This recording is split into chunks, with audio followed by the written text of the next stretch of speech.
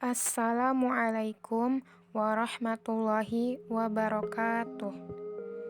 Pendidikan Islam di masa Orde Lama. Sebelum kita mulai, pasti masih banyak yang bingung kapan Orde Lama itu terjadi. Jadi, sejarah pendidikan Indonesia pada masa Orde Lama dapat dilihat sesuai dengan pembagian kurun waktu yang ditandai dengan peristiwa penting dan tonggak sejarah sebagai pengingat. Di antaranya periode 1945 sampai 1950 dan periode 1950 sampai 1966. Perkembangan pendidikan Islam masa Orde Lama sangat terkait dengan peran Departemen Agama yang mulai resmi berdiri pada 3 Januari 1946. Lembaga ini secara intensif memperjuangkan politik pendidikan Islam di Indonesia. Dan tugas bagian Departemen Agama ada 3. 1. Mengajarkan agama di sekolah negeri dan partikular. 2. Mengajarkan pengetahuan umum di madrasah. 3. Mengadakan pendidikan guru agama serta pendidikan hakim Islam negeri. Berdasarkan tugas-tugas tersebut, dapat disimpulkan bahwa ada 2 hal penting berkaitan dengan pendidikan Islam yang di masa Orde Lama, yaitu 1. Perkembangan dan pembinaan madrasah. 2. Perkembangan dan pembinaan pendidikan Islam di sekolah umum. Perkembangan madrasah.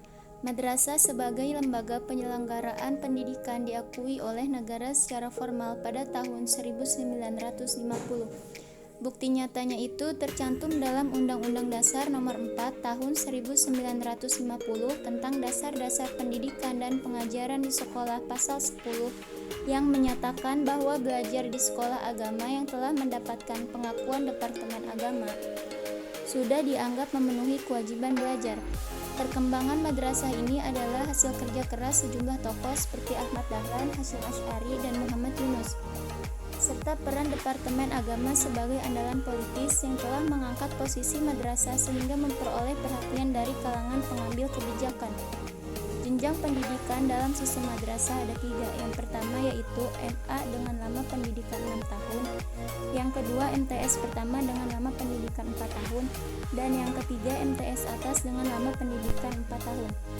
Perjenjangan ini sesuai dengan gagasan Mahmud Yunus sebagai Kepala Seleksi Islam pada Kantor Agama Provinsi.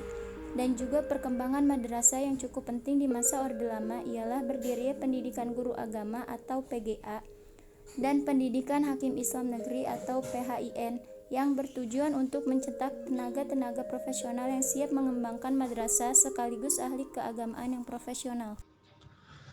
Pendidikan agama di sekolah umum. Peraturan resmi tentang pendidikan agama di sekolah umum dicantumkan dalam Undang-Undang Pendidikan tahun 1945 Nomor 20.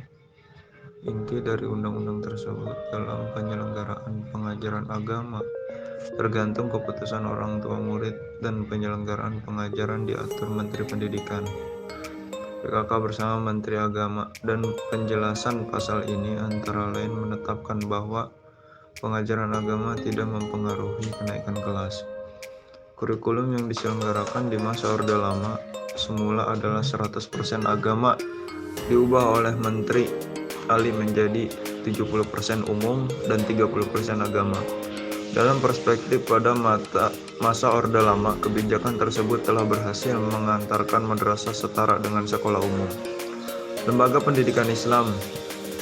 Penyelenggaraan pendidikan Islam setelah kemerdekaan mendapatkan perhatian serius dari pemerintah dan dikeluarkannya beberapa kebijakan, di antaranya pemerintah memberikan penghargaan tinggi bagi pendidikan agama Islam, termasuk lembaga Islam yang sudah ada.